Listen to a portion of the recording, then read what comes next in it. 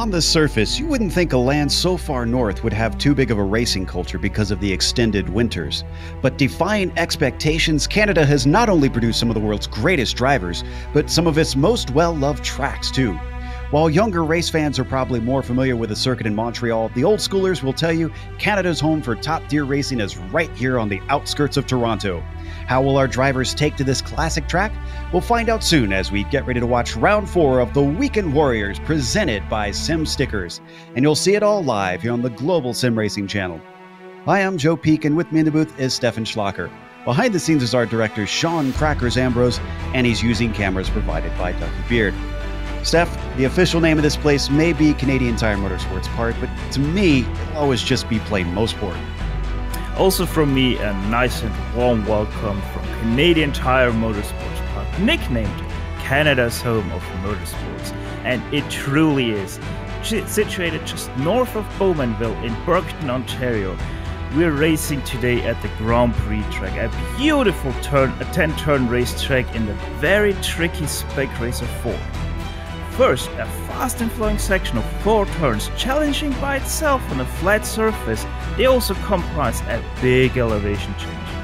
Out of turn 4, we have a steep uphill braking zone into the Moss corner, a slow double right, where the exit speed is all you care about because of the big Mario Andretti straightaway that follows. At the very beginning of this track in 1961, this double right-hander used to be a single turn, slow, tight hairpin.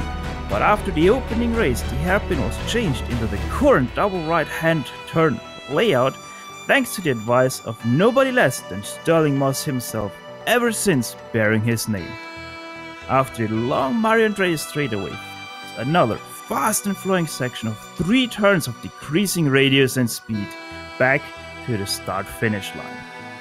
But students, now it's time to put your books away, because that's the theory done. Let's head out with our GSRC lap guide and find out how this track is really to drive.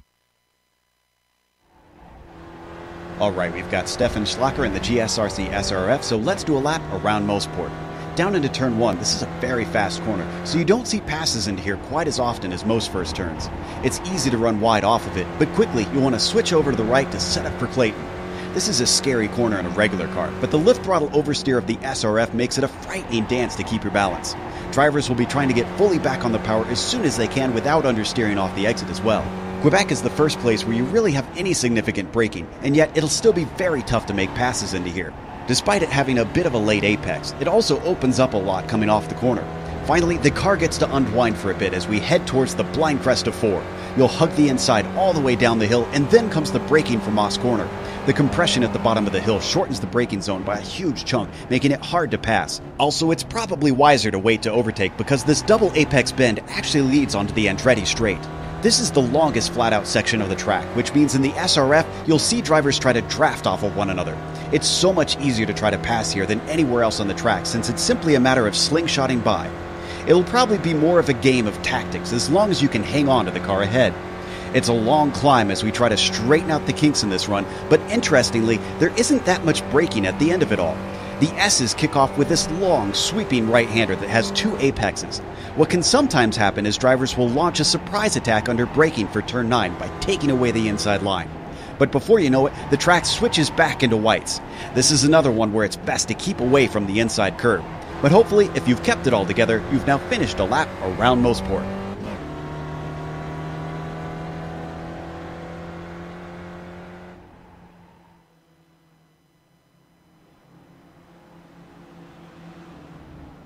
There you see our lap around Mosport. A little bit sunnier conditions, and speaking of Canada, a big happy Thanksgiving to all of our Canadian watchers today. Hope you're enjoying yourself, having a good meal while you watch our race. Now, let's take a moment also to tell you about the sponsor of this season's racing here in the Weekend Warriors. Of course, it is sponsored by supportforguys.com. And, well, life can bring challenges for men in the modern world. Don't let it get you down, though. Talk to someone.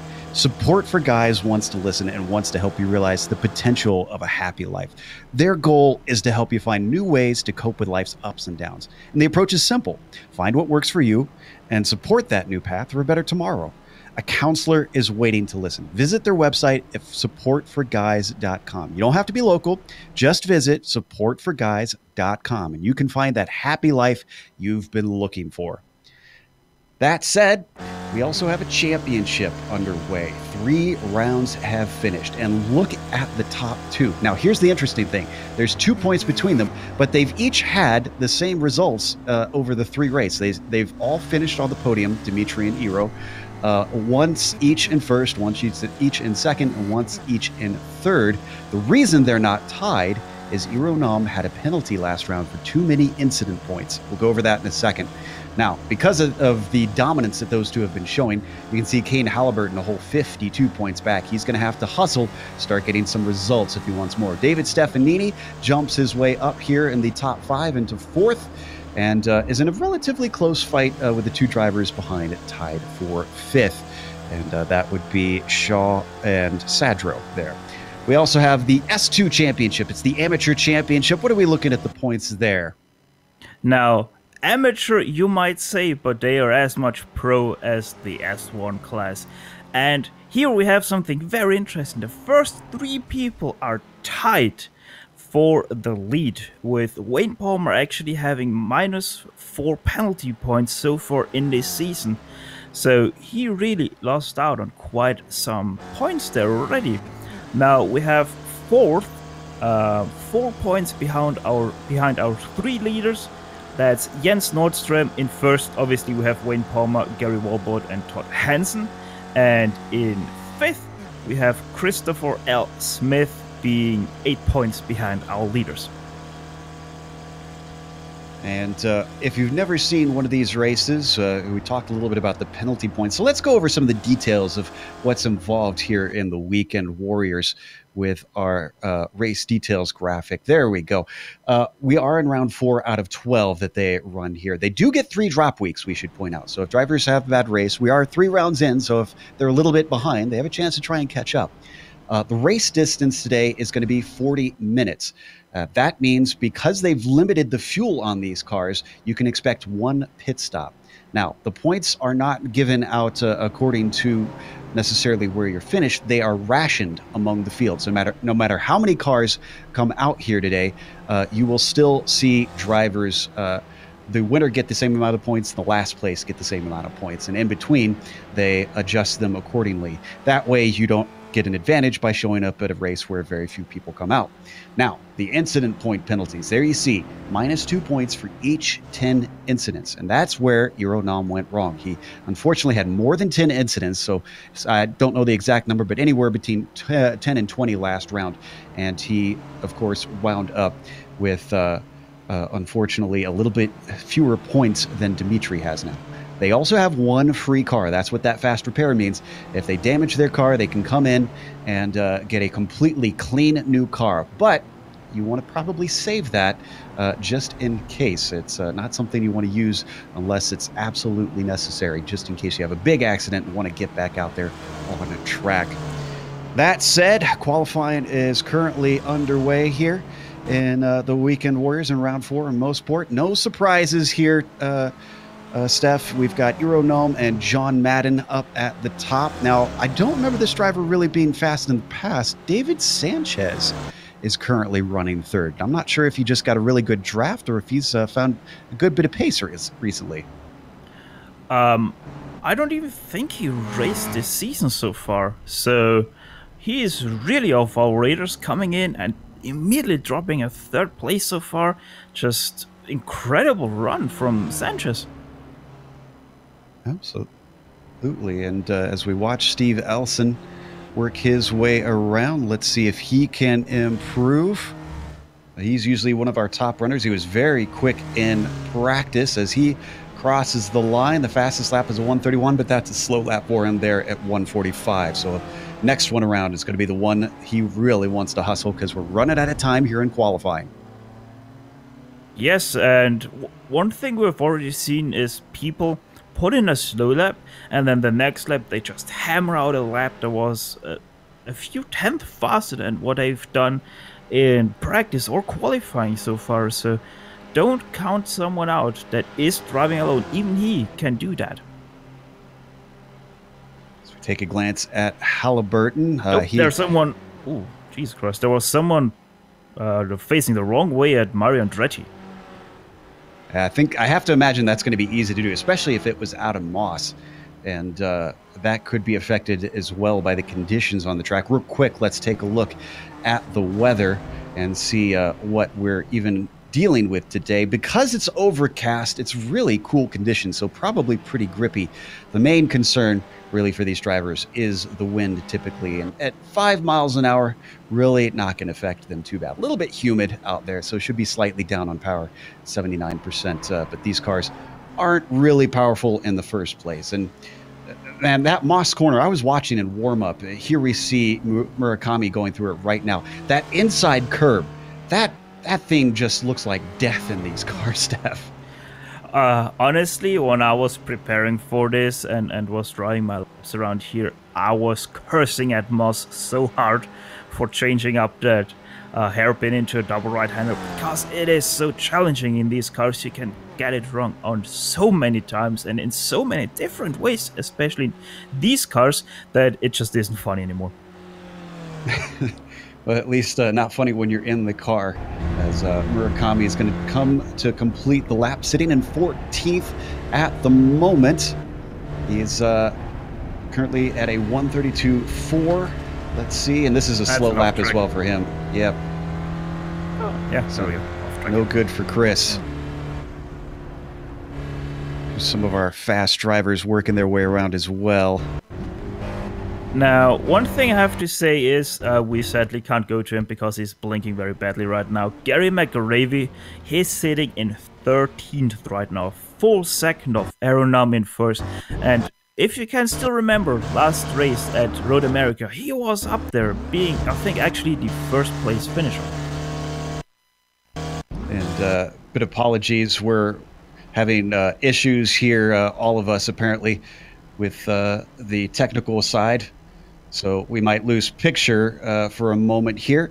But in the meantime, as we watch the cars work their way around, one of the things that fascinates me is this track tends to prove very difficult to pass at. But in this car, it should be easier with the draft. That said, Steph, I can't imagine it's going to be easy to pass anywhere except that back straight because of the corners really not having much in the way of braking in these cars, it seems. Honestly, on this track, you only have one braking zone, and that's it. Yes, we'll have problems to be passing someone anywhere but into Moss or down the Mario Andretti straight. But you can make something happen in turn 1. There is enough room on the outside and enough grip for you to pull something off. Maybe into Clayton too, which is turn 3. Oh no, wait, that's that's not Clayton. Clayton is turn 2. Quebec is turn 3. There Correct. We go. And you can make something happen there with the under and over. So it really depends, but you will have most people betting their stuff on the Mario Andretti straight. Yep, we'll keep an eye on that, as this car, most tracks, honestly, tends to have a heavy draft on any significantly long straight. And even in more powerful cars, you'll see here at Mosport quite a bit of that. Now, we might have to step away for just a moment here on the Global SimRacing Channel. We'll come back with the end of qualifying and the grid. We'll see you in just a moment.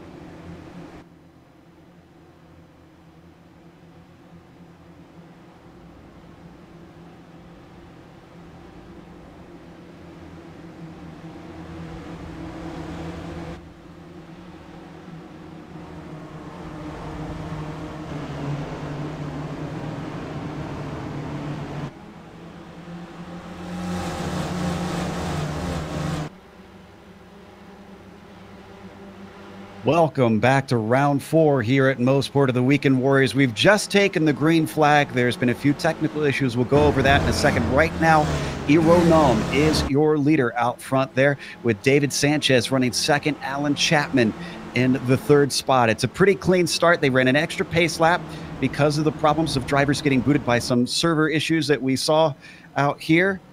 And this might cause a few drivers to be scored as a lap down. We'll try and keep you abreast as soon as we hear from organizers how this all will be dealt with. Unfortunately, we're kind of in the same seat as everybody else. But right now, up at the front, it is still Num having a healthy lead, although he won't be able to break away much, Steph, because now they've hit the Mario Andretti straight where that draft is we're going to spin in the back. Doherty spun, and another one out of Moss corner, taking too much curb. But yes, obviously Aeronum isn't going to get away here anytime soon from the field. He knows how to deal with that, though. That was Francois van Doornveld, who also had that spin over out of Moss. But they both were able to continue without hitting anything. And indeed, Ironom has been caught by Sanchez. The top 5, pretty much a train at this point, breaking away. Chapman, Halliburton, and Winner in there. Then you've got a bit of a gap back to Jason Perry. He's going to have to hustle at this point, or else he may lose touch. Yes, but this field right now is so tight in the first, 15 positions or so. So you have small gaps in between, but it's still very tight, and everyone is within everyone's draft as of right now. Good news is it looks like those drivers who had to start from pit lane are scored on the same lap I'm seeing. So unfortunately, we don't have a full 41 cars in the field. We only had 32 able to make it out. So a little bit smaller and very unfortunate for the drivers who didn't get here. This may wind up being a race that is dropped from the schedule as far as points go. We'll see how they do it. Back to 7th place, Philippe Chauvin, right between the cars of Perry and Ryan Sorrell. Sorrell actually just overtook Adam Bradshaw up in the Moss corner. That looks like it might be reversed because now Bradshaw has the draft on Sorrell. Yes, and it's gonna continue like this with draft battles up and down and up and down, and it's probably going to be gonna be played out just like we saw at Daytona earlier this season. Yep, absolutely. As you can see, Sorrell eventually did get overtaken by Bradshaw, tried to come back at him, and that's a good point. Here, Steph. Is it a long enough straightaway that they could draft by someone and then have to worry about them coming back by them with a good run by slipping back in behind? By my knowledge, no, but maybe you can actually pull it off, but I think you would have to let the other guy by like braking or something like that. But other than that, I don't see any way that someone would be able to draft back up to you. Up at the lead, Ironom still leading Sanchez. He had a little bit of a look into Quebec, but nothing doing there. In fact, Sanchez needs to worry because he's currently sandwiched between 2 Bushfink cars. So teammates could potentially be working together. It's Alan Chapman, the other Bushfink black, orange, and white car that you see in the 3rd car in line. Doesn't get a good exit off of Moss, and looks like Steph Kane Halliburton is going to have a go at him. Yes, he's right now perfectly tucked in, but you might also just want to stay behind and save that fuel as... Who is that? That is Sanchez going for a lead. All right, he's had enough of waiting behind. He wants to get in front instead of being stuck between 2 teammates. Successfully up into turn 8. David Sanchez, now your new leader. They are starting to drop the car of Austin Winter back in 5th slightly.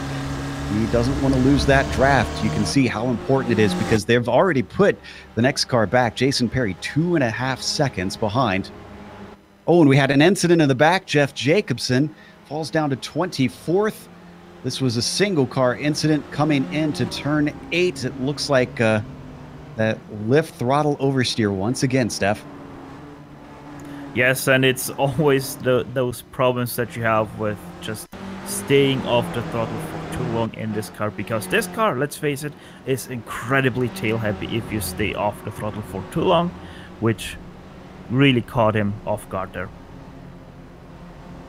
As we come back live, quite a bit of damage, which is going to hurt him probably more than the lost time spinning out.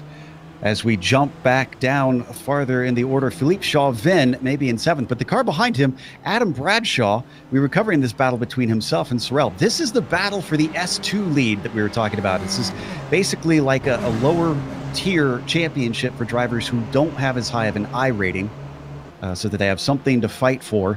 And we should point out how high up they are in the field for being 200 or S2 ranked drivers, because top 10 is no mean feat in this series.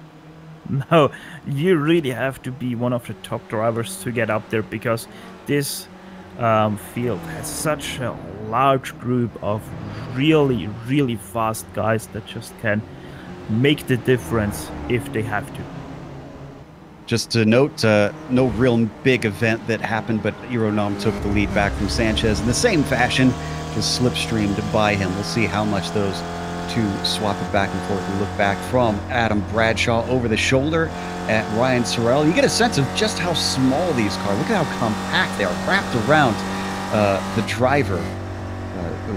When seen up against other cars, you even more see how they're almost go-kart-like. Back in 10th position, Steve Elson just trying to get around Jerry McAreevy, trying to do it the long way around, though, here in Quebec. That's going to be a hard ask as he understeers close to the edge. Side by side, they can still hold it down through 4, but boy, Steph, I think they're going to want to get this sorted out by Moss.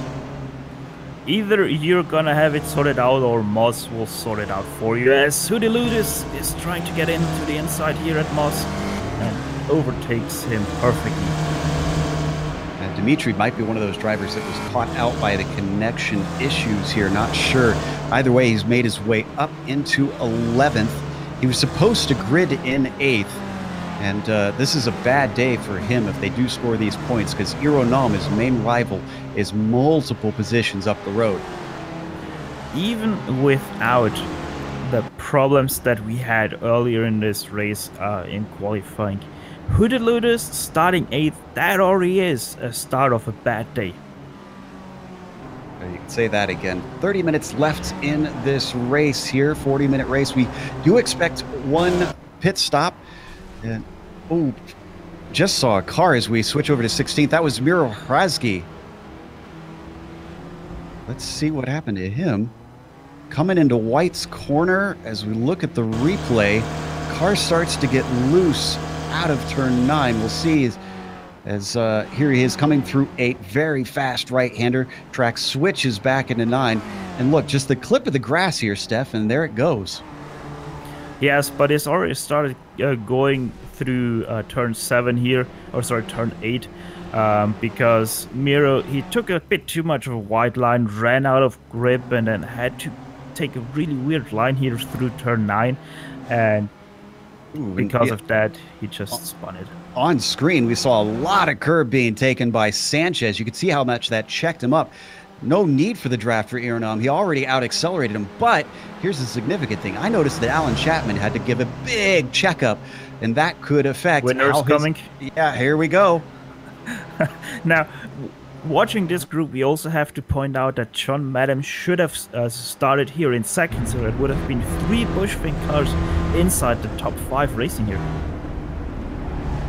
It's the technical troubles have affected a lot of people as they finally get back single file through the final S's. It is Sanchez, Noam, Winner, Chapman, and Halliburton, your order for the top 5 train that refuses to break apart. Now, we keep talking about the technical issues, just a very simplified version. There seem to be some server issues, unfortunately, with iRacing Oh, itself. Sanchez wrecking. Oh, no! Wow! Oh. Great evasive maneuvers by everybody. Poor Kane Halliburton, we were riding on board at the time, had to take to off track. Sanchez with severe damage from that. It bit Sanchez in the end, taking way too much curb here at Clayton and hopping his car all over the place, as you can see in the replay, and great avoidance by everyone behind him. missing just barely out on taking some chunks home of David Sanchez. And he's dropping down the order now. That turn 2 Clayton, in a lot of cars, I tend to try and hit that grass to the inside because it doesn't really affect you too much, at least in most cars I've driven. Does it upset the SRF if you try to cut too far inside there? We just saw the perfect example for that. Yes, it does, and it does by quite a lot. Well, this narrows the top 5 down to a top 3 as we jump back to Fred Desai here in 15th. Nice little pack of cars being led by Ross Nicholson. It's being gunned down by Wayne Palmer. Going to make the overtake as we'll need to come back live here as we're currently coming through turn 8. There we go. And that's also got Bob Kern in there, Fred Desai I mentioned. Mikhail Vasilescu is trying to grab onto the tail of it. David Brunel and Gary Wolbold also hoping that he can do so to make it a train of 7.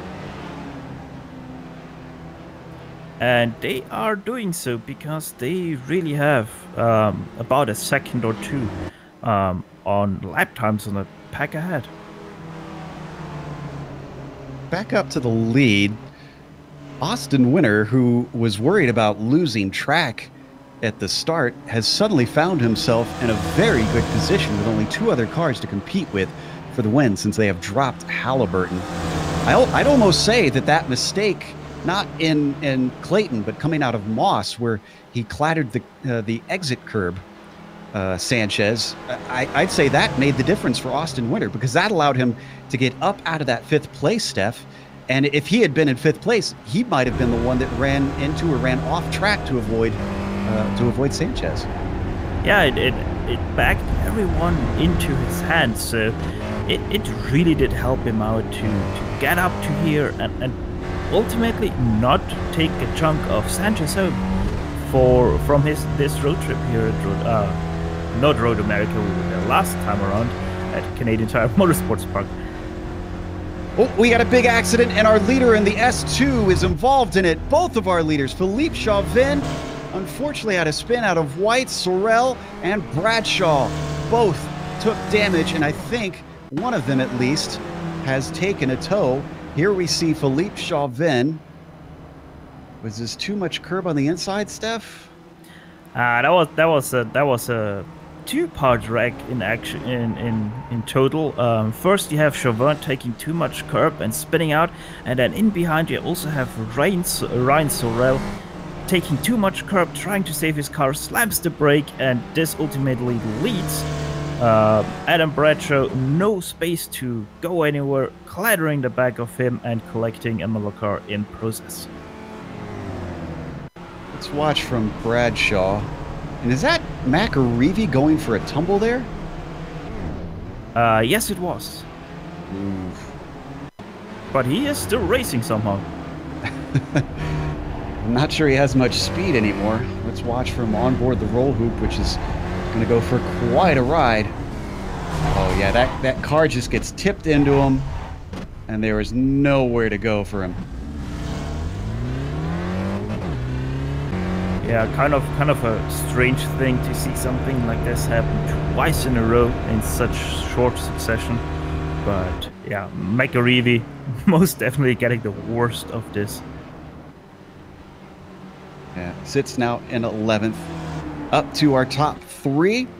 It is still, hasn't changed. It is Noam leading, Austin Winter in 2nd, and Alan Chapman riding around in 3rd behind them. Wonder, since we're not seeing a lot in the way of drivers shuffling around, if both Winter and Chapman are attempting to save some fuel. Ooh, and Winter has a bad exit coming out of Quebec there. Hey, Winter is trying to make his name happen. And he has before in the Weekend Warriors, we should point out. He is a competitive driver in this series. Just haven't seen him up front for a bit. Now is going to be his best chance in a while. We did have a few cars take, I think, scheduled stops. Oh, excuse me. No, yeah. It sounds like those were guys involved in the incident we saw before. Yes, as our director perfectly pointed out to us. Oh, we got to change for 2nd place. Looks like Maybe winner. first? No, we're backing out. Oh, and it's not over yet. Heading through turn 8. Winner knows what a lot of drivers have figured out around here, that if you could hold the outside line of 8, it gives you the inside for 9, but it's just not quite enough. And he eventually gives up the ghost. Move Alan Chapman's number 37 car into P2. Now, as we're going to P12, I just want to point out now this battle might get interesting because it could start to be not a battle anymore with now the 2 Bushwink cars ahead of winner. The good news for our drivers that were involved in that incident is that since they are within the pit window, they should be able to take their free repair and get back out there without losing too much time. They are, however, cost quite a bit by being spun around, and in the case of McAreevy, even being turned over. And we keep watching this fight. Wayne Palmer leading Burnell and Desai. Desai just waiting patiently behind. Good run off of Clayton for Desai on Burnell, but just not enough straightaway before Quebec. I think if he would have wanted to, he could have been there, but it would have been a Max Verstappen move. And still got plenty of racing left before he needs to challenge that, especially with the draft there. As we see our sponsor for the series, simstickers.co.uk. There on the back of, I believe we're riding on board with Palmer as he has an off track and the car behind. Burnell into the wall, losing his nose there. Just once again, Moss catching someone out. Boy, it has been an attrition-filled race today. Kane Halliburton back in 5th ever since losing that draft. Back in 4th, I should say. That was Burnell's toe that was screwing up our timing and scoring. Kane is just losing touch lap after lap. It is now 2 seconds between himself and 3rd place. Back in 6th and 7th. Check out this. Jason Perry, David Sanchez, and Steven Elson in a tussle. You know, I thought there would have been way more damage on Sanchez because he clattered that inside wall pretty hard, but he's keeping up with these guys. Yeah, it's kind of interesting how it just doesn't affect his car, which is kind of weird. It seems like that slight touch with Halliburton afterwards, that Halliburton has suffered way more from that than Sanchez has suffered from this total crash that he had. And are they gaining on the car ahead? Because that's Dimitri Hudaludis, which another mention here. 5th place now for Dimitri that he's climbed up to. What a recovery. Yeah, it really is a recovery. A great recovery. I don't recall where he started on this kind of strange... Can we go back to Sanchez? Sorry. There was a bump draft going on that wound up being a 3-car bump draft, and that rarely works very well. They absolutely slammed into the back of Sanchez, and he barely held onto the car without losing control. And also have to point out, he got damage from that. I wouldn't be too terribly happy about that if I was David. You were able to perfectly see it on the broadcast right there. Left side rear damage added to his left front damage, which are just scrapes. That just balances it out. That evens things out, right? It's not the problem that you will have now. It will feel different left to right as Elson going to the inside there at Quebec. Yeah, Elson doing a good job with that pass, but might not work because the momentum slightly in favor of Sanchez as they now head down the hill of 4 towards Moss. Gets slightly ahead of him, and the braking, a little bit too late for Sanchez. Almost goes off track, gathers it back together. Oh, whoa, that was close. This is hard fighting for how much time is left on our clock.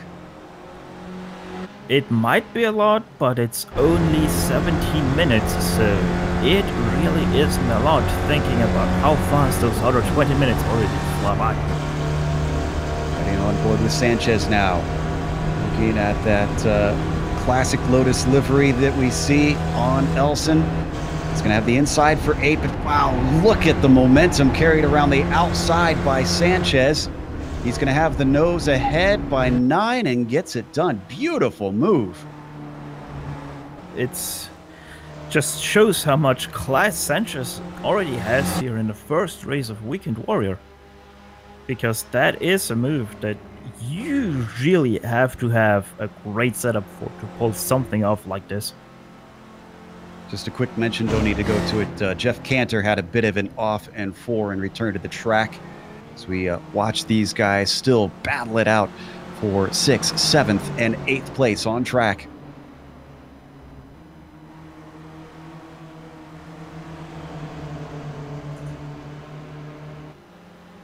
Ooh, understand Fred Desai, one of our top drivers. This, I'm pretty certain, is a scheduled stop.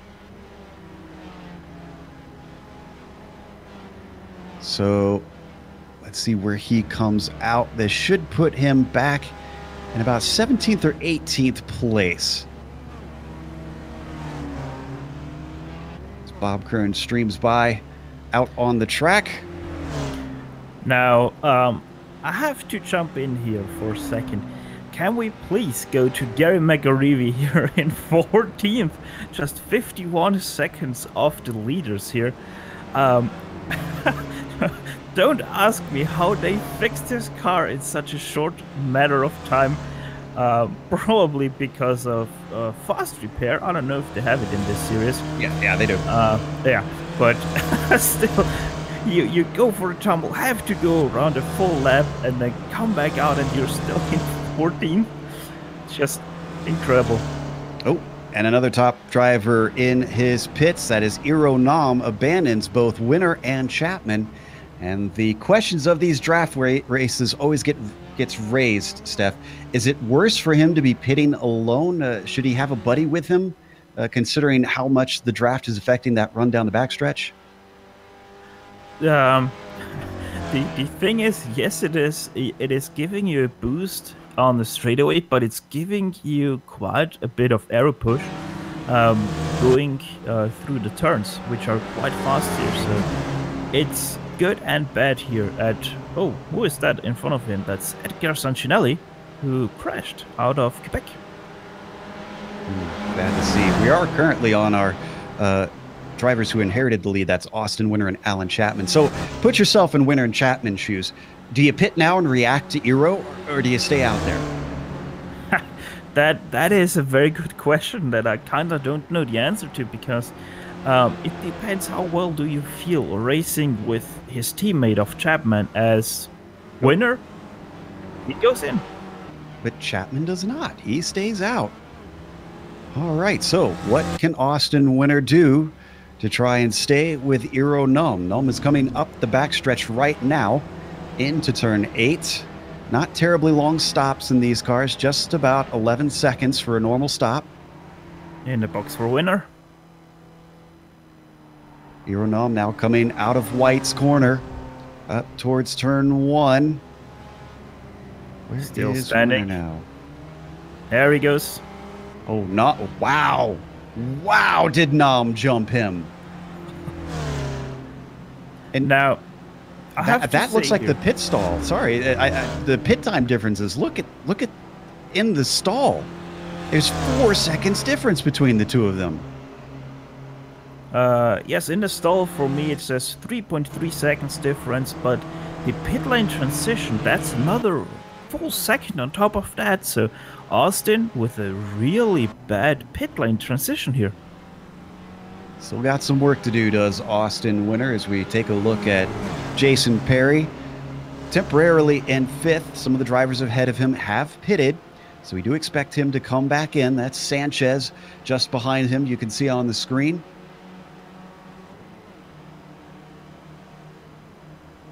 Kind of amuses me that in real life in IndyCar, we've got a Mexican driver with a Irish name.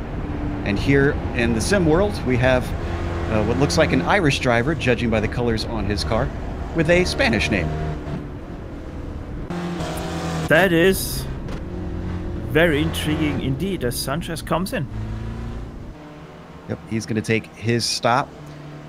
And I'm kind of surprised that Sanchez stayed out as long as he did, because he does have that free repair. if he would have come in sooner, I would think that he would be able to run some faster laps.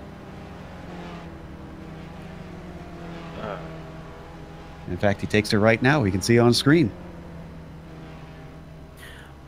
Am I just confused, or did something happen to Chapman?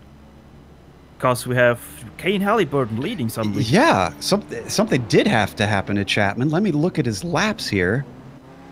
He did have a slow one last lap. Maybe he had an, yes, he did have an off out of Quebec. Yeah. I have to imagine the understeer is difficult to deal with out of that corner because of just how early you want to get on the power. It's not the understeer that gets you, it's yourself putting a bit or trying to get a bit too much out of the exit of Quebec, and just that grass, then it really sucks you in. Back in 11th, we've got member Jerry McAreeves back out in his fresh car, leading ahead of Philippe Chauvin. Both these drivers, I believe, have taken their scheduled stop. It's a little bit difficult for us to tell. Ahead of them, Sanchez had a spin once again. Man, what a horrible day for Sanchez. After it looked like his qualifying proved he could be fighting with the top guys, a couple of mistakes of his own making seemed to really be biting him. Yes, and it just once again shows that this car is just incredibly tricky to get every single turn right for 40 minutes straight. It may be a very simple car, it may not be a fast car, but to be among the fastest drivers, you have to get every single thing out of it. There's that old saying, Steph, that I like. Anybody can be slow in a fast car, but not everybody can be fast in a slow car. Yes, and you've said it earlier, these cars just look like go-karts, and it's basically what they are, because you really have to work with all your senses. Austin Winter just had an off. Austin Winter into the wall, and it's out of Quebec again. He had Dimitri right behind him.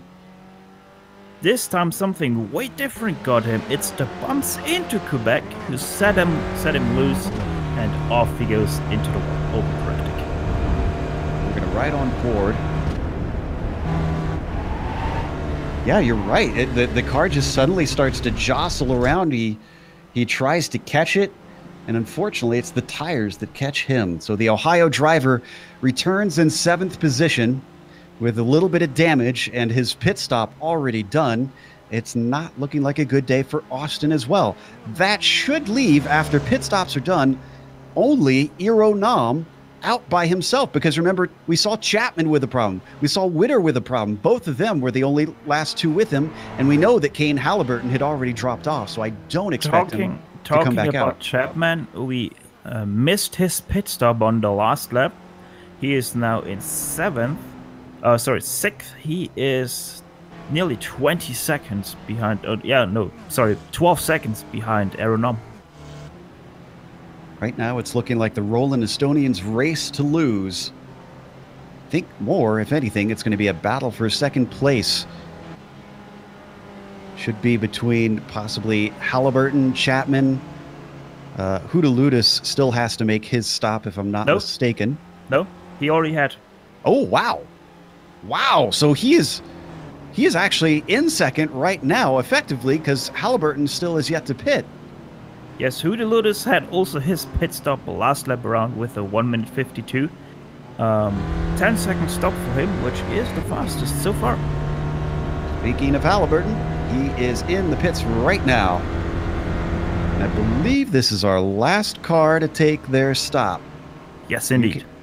UK&I driver trundling down to get to his spot. Ironam will handily take that lead back over. Nice and steady in. It's going to be interesting where Kane Halliburton will come out, because he had 32 seconds on Dimitris. So he might get him. He's rolling now. And Dimitris is coming out of whites. I think he'll be out just ahead of Dimitri. As the gap on our timing and scoring comes down, I'll give you the update. Kane is really far ahead of him. It. Yeah, it's about 7.5 seconds. So closer than I made it sound. 6.5 now. Still, Yes, I would not put it past the Greek to chase down Halliburton. No, most definitely not, especially with the small damage that Halliburton has on his car.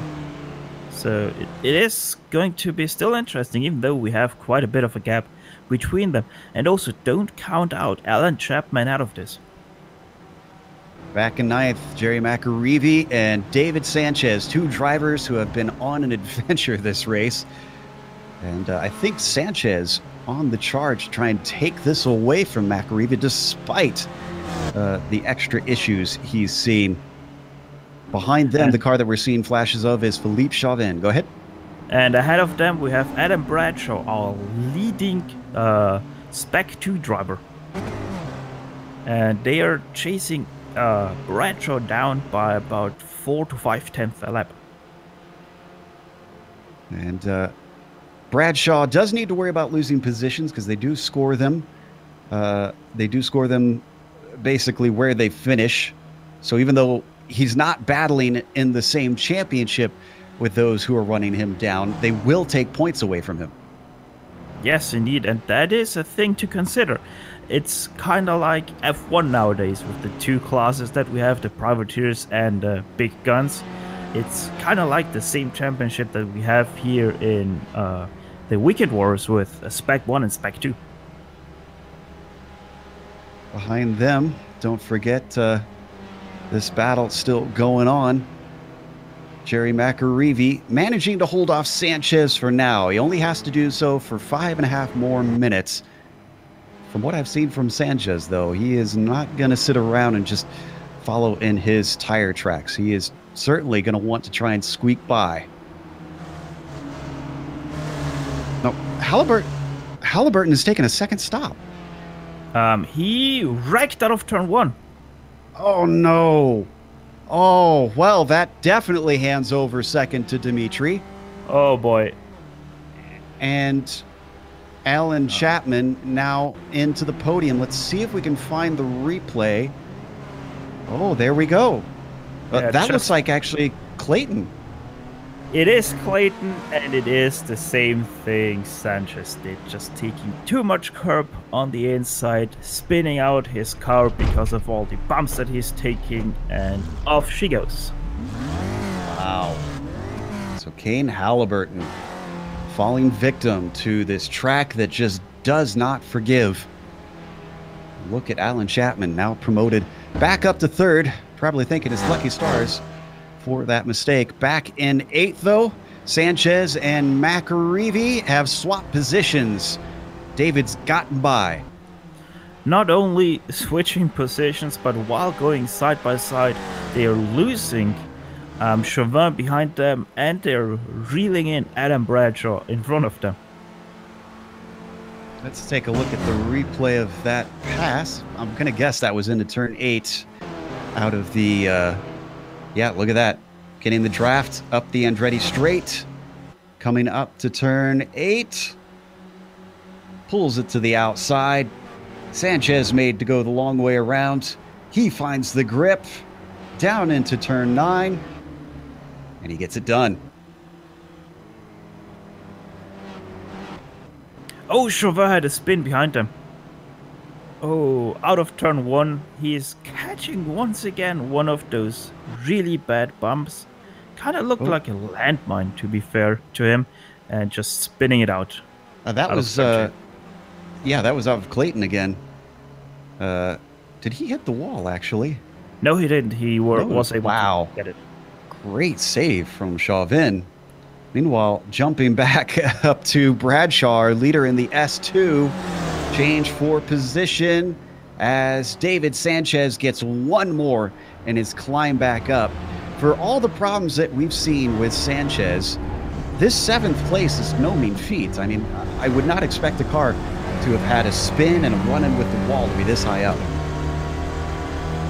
If you're talking about Sanchez and saying you're not expecting a car like this be up there in 7th, you have to say, seeing a car roll and then it's still being in 9th, I think that's even more impressive than than having a spin and a wall touch and getting it up to 7th again.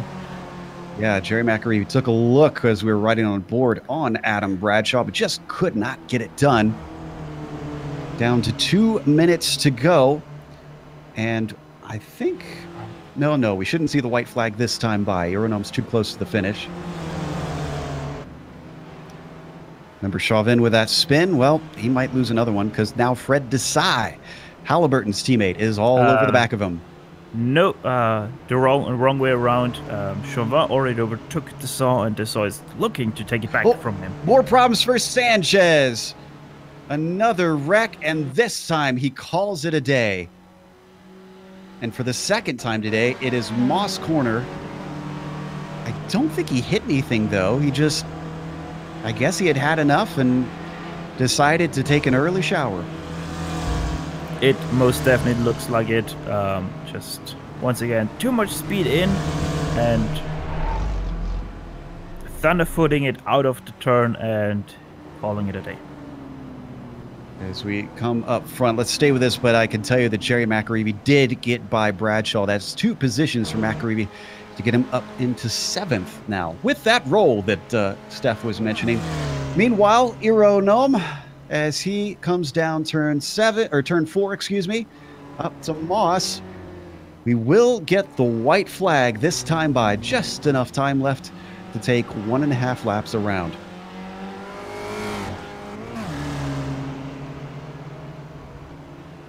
Back down to 7th. Again. Yeah, that's McAree, who we just were talking about taking over from Adam Bradshaw. You know, we keep talking about Bradshaw taking the win in Spec 2. How about Bob Kern gets himself up to 9th? He'll be 2nd place in that Spec 2, and then it's a ways back before the next one with Mihail Vasilescu taking 3rd in that class.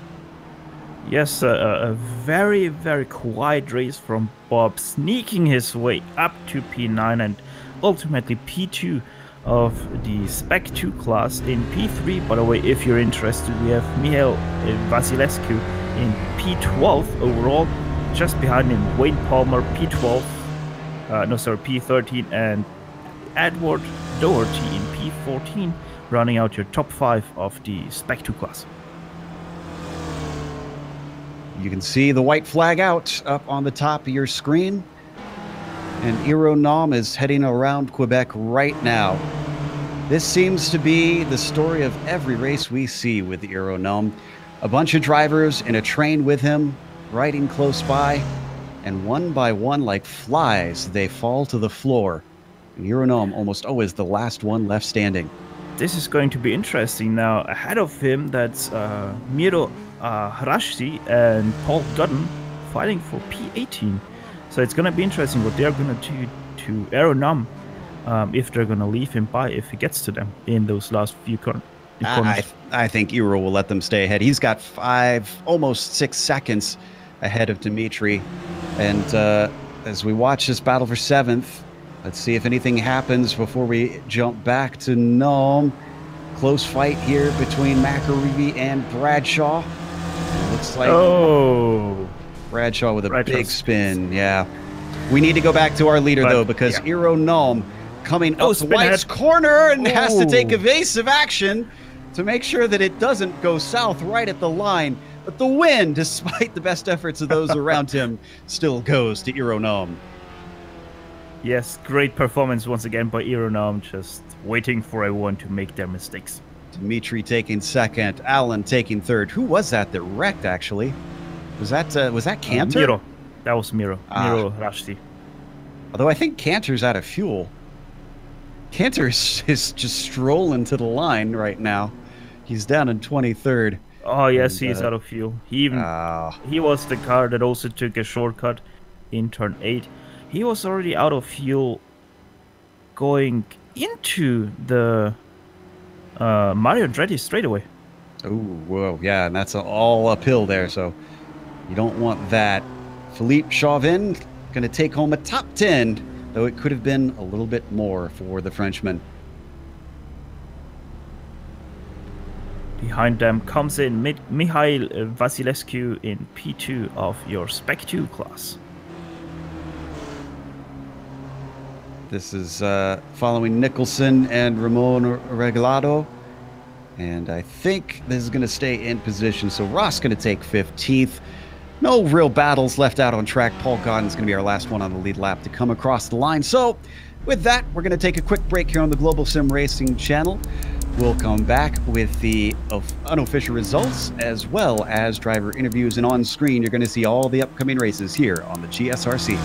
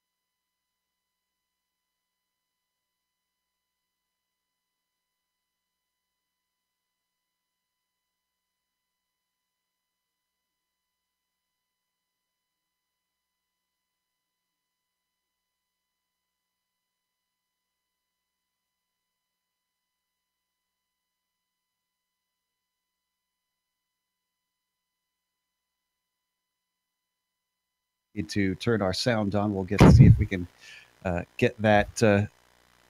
There we go. Now we've got it on.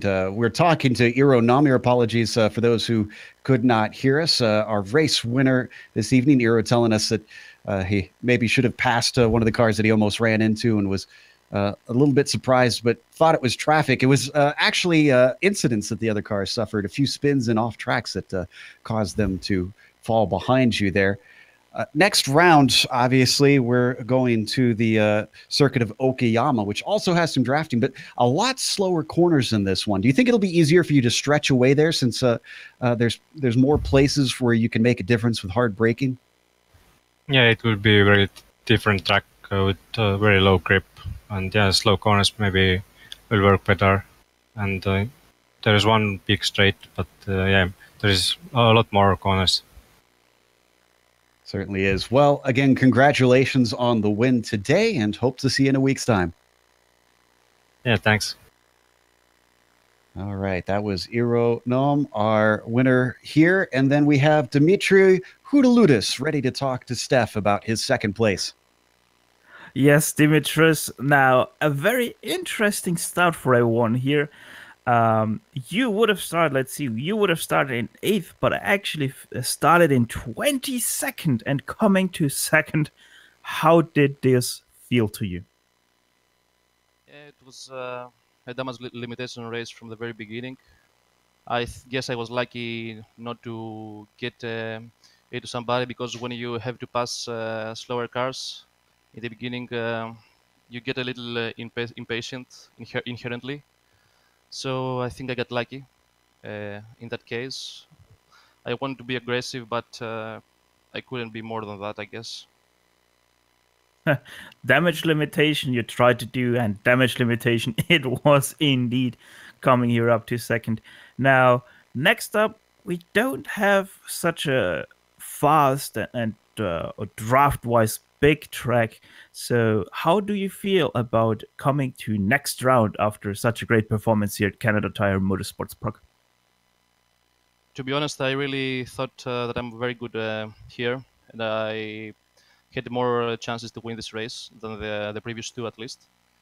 And but in Okayama, I think I have a very good pace as well, so I'm very optimistic about next week. Now, one question that I just thought about and that I really have to ask here: did you have any problems with any of the bumps here at Mosport in the race? Not really. My only problem from the very beginning of the week was the Moss corner. So I made my setup this way to shoot that only corner. Other than that, it was yeah, it was easy.